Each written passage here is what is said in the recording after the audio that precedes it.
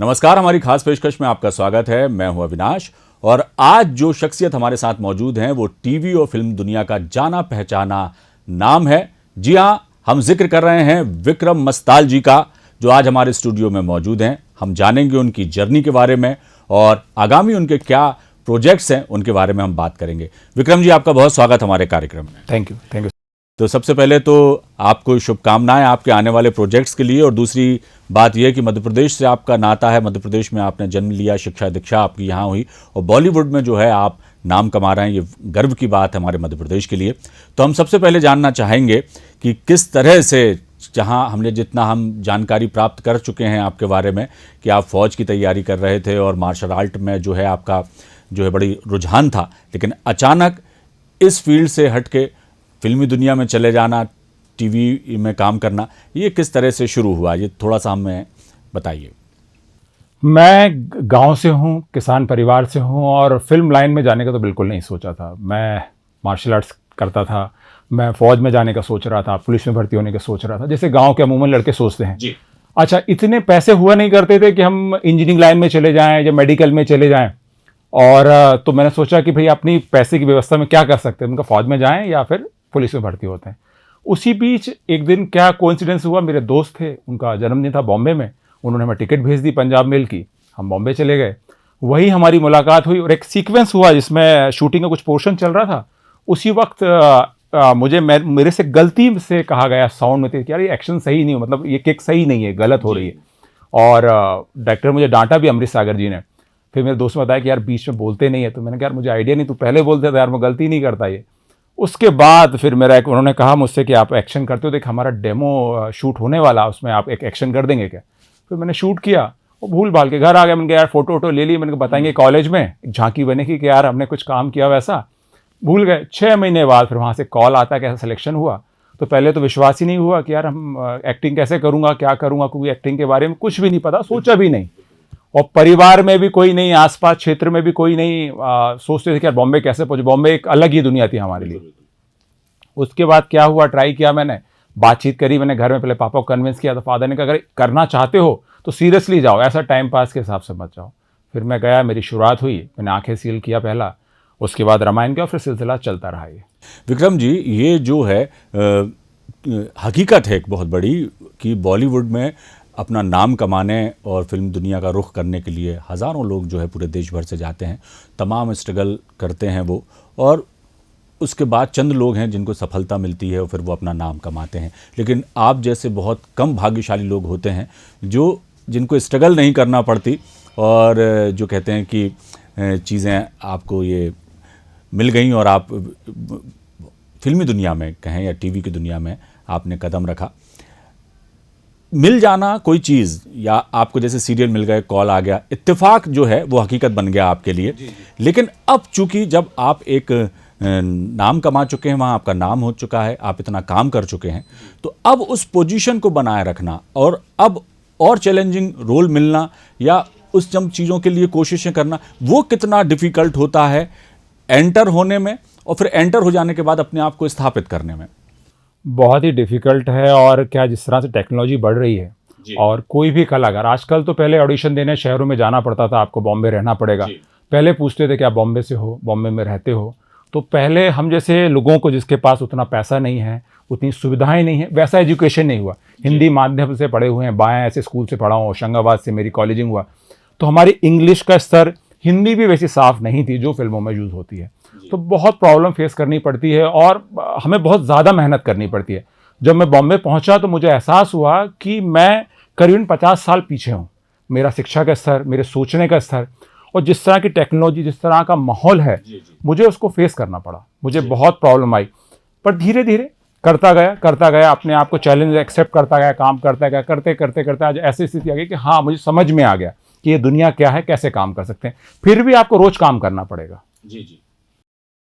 अभी देखा जाए तो कुछ सालों में बहुत ट्रेंड बदला है। बड़े बड़े जो स्टार्स हैं उनकी फिल्में फ्लॉप हो रही हैं।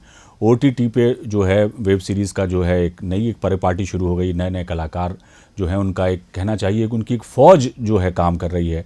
बॉलीवुड में बहुत सारे नए आर्टिस्ट आ गए हैं, बहुत बेहतरीन काम भी कर रहे हैं।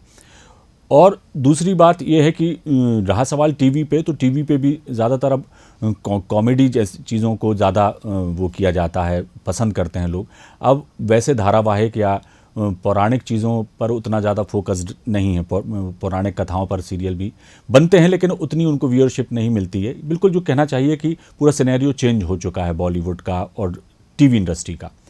ऐसे में चैलेंजिंग रोल मिलना और फिर उन रोल को करने के निभाने के बाद एक यादगार बन जाएं, लोगों के दिमाग में वो पैबस्त हो जाएं, इन सब चीज़ों के लिए किस तरह के प्रयास आप कर रहे हैं और ऐसे कौन से प्रोजेक्ट्स हैं जिनको लेकर आपको भरोसा है कि जब ये टीवी पे आएंगे या फिल्मों पे आएंगे तो मिसाल कायम करेंगे? देखिए, एज ए एक्टर मैं सारे रोल में वही जान मारता हूँ कि लोग, पर ये पूरी मेहनत करता हूँ, पर मुझे पता नहीं होता कि कौन सा रोल लोगों को, जनता जनार्दन को पसंद आएगा। और मेरा मानना है कि हर एक्टर उतनी ही मेहनत करता है हर प्रोजेक्ट के लिए। उसके लिए लगता है कि जीवन का आखिरी प्रोजेक्ट है, और खासकर मेरे लिए मैं ऐसा करता हूँ, जीवन का आखिरी प्रोजेक्ट है, पूरी जान लगाना है, क्योंकि वो आखिरी प्रोजेक्ट ही आपको अगला काम दिलाता है। जब तक आप वो काम उतनी बेहतरीनी से नहीं करेंगे, लोगों को पसंद नहीं आएगा, पूरे दिल से नहीं करेंगे। और रहा ओटीटी का सवाल, ओटीटी ने बहुत से कलाकारों के लिए रास्ता खोल दिया है। आप कह सकते हैं कि छोटे शहरों के ऐसे लोग जो थिएटर से जुड़े हुए थे, स्पेशली काम कर रहे थे, जिनको काम करने का वैसा मौका नहीं मिल पा रहा था, और एक नया दौर आ गया जिसमें क्या मौका मिला लोगों को कि जिनके, अगर आप कह सकते हैं, एक पहले फिल्मों को लेके, सीरियल्स को लेके एक दायरा था कि यार आपका फेस ऐसा होना चाहिए, आपके बाल ऐसे होना चाहिए, आपकी बॉडी ऐसी होना चाहिए, तब आपको काम मिलेगा। अब क्या हुआ है कि आप कलाकार कैसे हैं, कितने बेहतरीन कलाकार हैं, उस रोल में आप कितने जच रहे हैं, मंजे हुए हैं कि नहीं हैं। तो इसके कारण ओटीटी जो एक ऐसा माध्यम है जिससे आपको मौका मिल गया। और स्टोरीज, अब स्टोरीज आ रही हैं।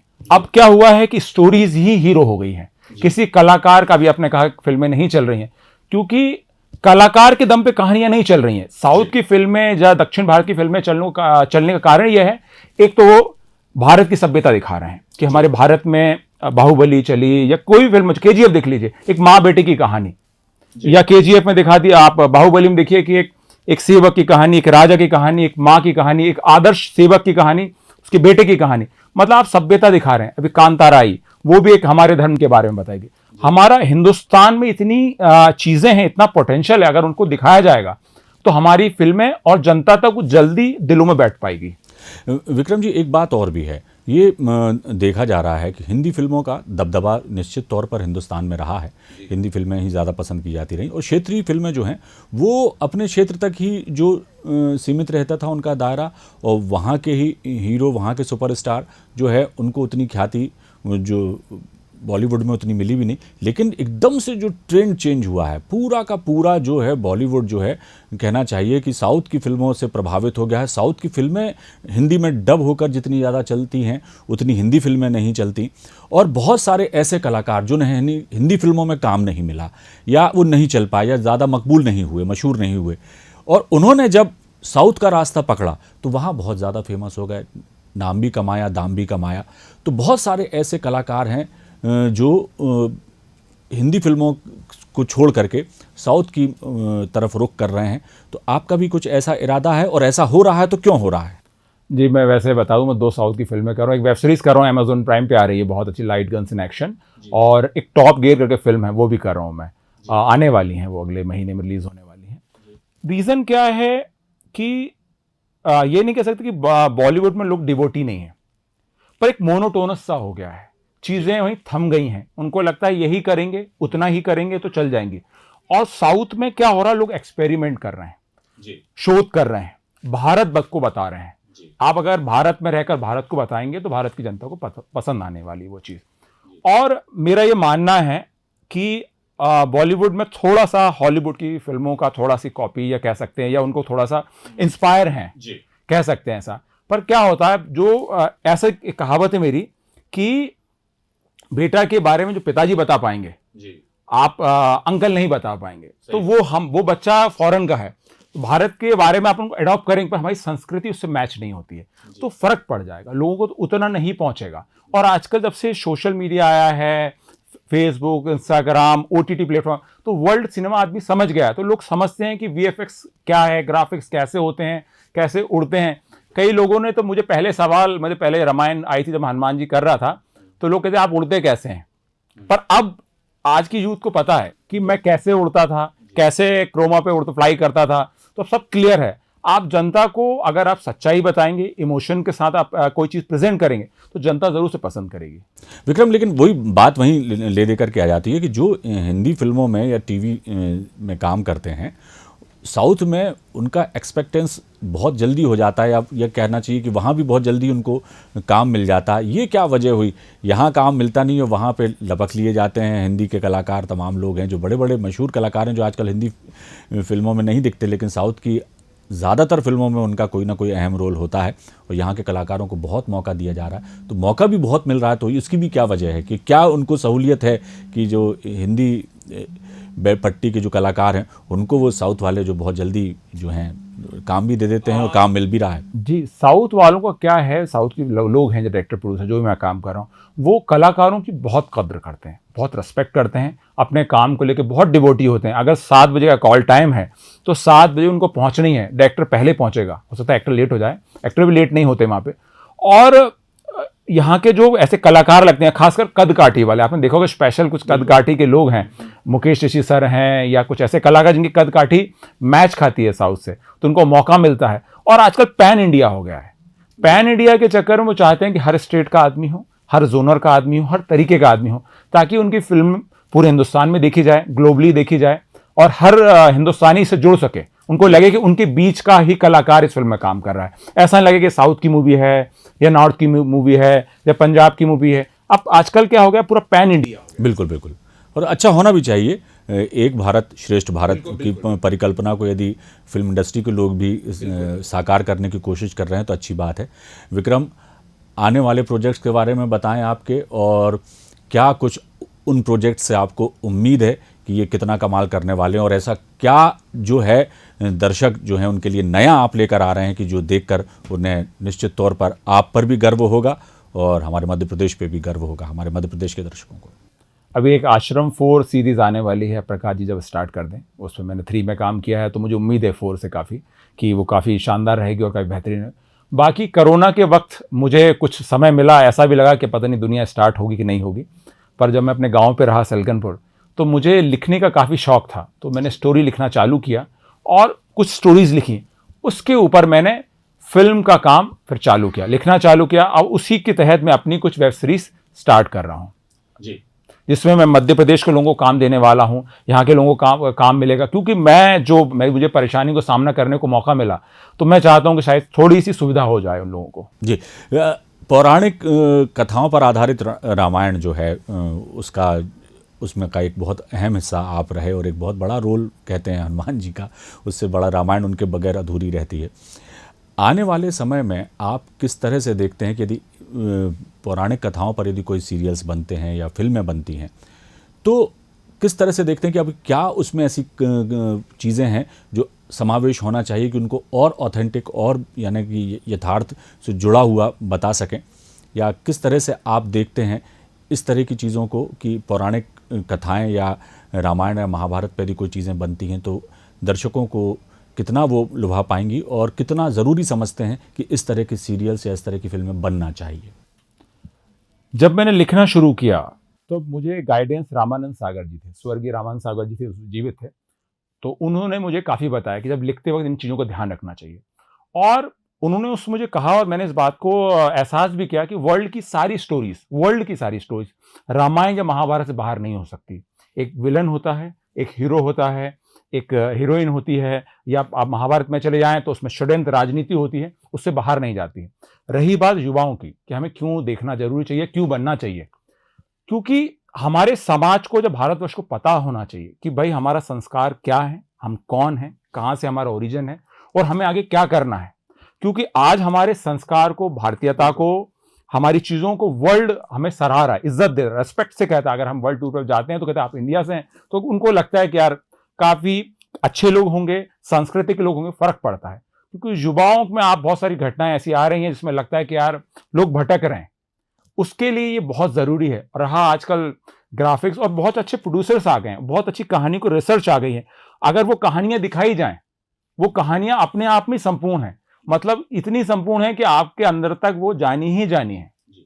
विक्रम, एक चीज़ और मैं जानना चाहूँगा, आपने भी ये चीज़ महसूस की होगी कि कुछ सालों में, यानी कि बीते 20 सालों में बहुत सारे ऐसे कलाकार जो हैं हमारे मध्य प्रदेश ने बॉलीवुड को दिए हैं और बहुत नाम वो कमा रहे हैं। निश्चित तौर पर ये कहना चाहिए कि बहुत ज़्यादा संख्या में हमारे कलाकारों ने बॉलीवुड में नाम कमाया।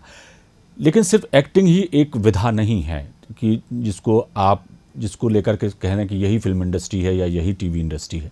बहुत सारी चीज़ें इससे जुड़ी होती हैं, एडिटिंग का पार्ट भी है, कैमरा वर्क भी है, सिनेमेटोग्राफी भी है, तमाम चीज़ें हैं जो भी तकनीकी और भी कई फील्ड्स हैं, उनकी जानकारी नहीं रहती लोगों को। एक्टिंग के लिए तो बहुत सारी चीज़ें हैं, यहाँ थिएटर कर लेंगे लोग जो हैं, उनको गाइडेंस भी मिल जाता है एक्टर्स को कि बड़े बड़े कई दिग्गज कलाकार जो हैं भोपाल में निवास करते हैं, उनसे उनको मार्गदर्शन मिल जाता है।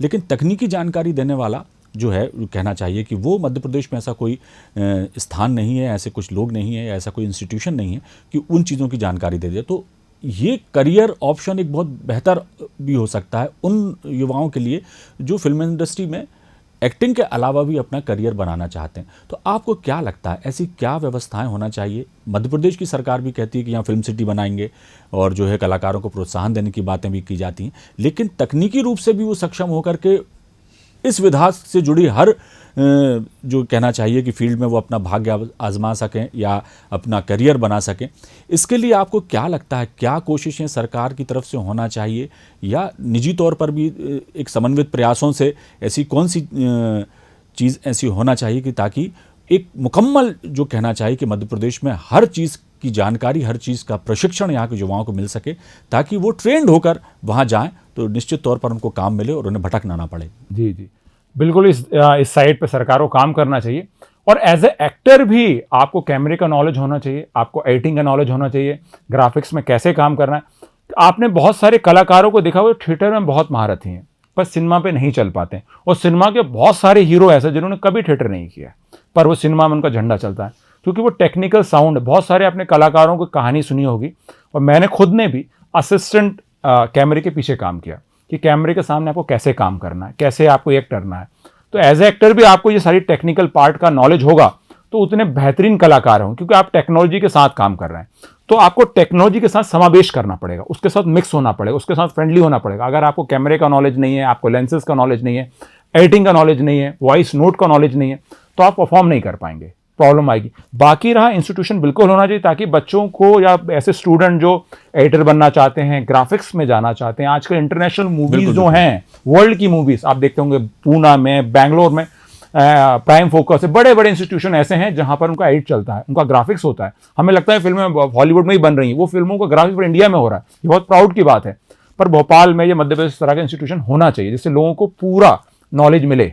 क्योंकि वही बात है विक्रम की एक्टिंग तो यहाँ पर बहुत से लोग सीख करके अपने गुरुजनों से, थिएटर में बहुत सारे बड़े बड़े नाम हमारे भोपाल में और मध्य प्रदेश में हुए हैं कि जिनके मार्गदर्शन में रह करके लोगों ने सीखा और बॉलीवुड में बहुत नाम कमाया। लेकिन तकनीकी रूप से भी वो सक्षम बने, प्रशिक्षित बने, ये भी बहुत ज़रूरी है। मध्य प्रदेश में इस दिशा में भी काम होगा और आप जैसे युवा एक्टर्स जब इस बात की यदि पहल करेंगे और इस चीज़ को आगे ले जाएंगे तो निश्चित तौर पर कुछ ना कुछ सकारात्मक परिणाम निश्चित तौर पर आएंगे। विक्रम, आप हमारे साथ जुड़े और इतनी अपने अनुभव हमारे साथ आपने साझा किए, अपने तजुर्बों से जो आपने बताया कि किस तरह का आपका एक्सपीरियंस रहा, निश्चित तौर पर जो भी दर्शक हमारे आपको सुन रहे होंगे निश्चित तौर पर आपसे इंस्पायर होंगे और आपने जो बातें बोली हैं उन चीज़ों पर अमल करेंगे। तो इस दिशा में यदि वो जाएंगे तो उन्हें एक कहना चाहिए कि एक मार्गदर्शन मिलेगा और वो बेहतर तरीके से अपने पाँव भी जमा पाएंगे। बहुत शुक्रिया हमसे बातचीत के लिए। तो ये थे विक्रम जो बता रहे थे कि किस तरह से फिल्म इंडस्ट्री में उनका आना हुआ, किस तरह से उन्होंने पैर जमाए और आज भी वो सीख ही रहे हैं और साउथ की में भी उनका दबदबा अब दिखने वाला है। जल्दी ही वो 2 नई वेब सीरीज़ लेकर आ रहे हैं जिसमें उनका दमखम एक बार फिर देखने को मिलेगा। हमारी खास पेशकश में फ़िलहाल इतना ही। दीजिए इजाज़त, बने रहिए आप हमारे साथ। नमस्कार।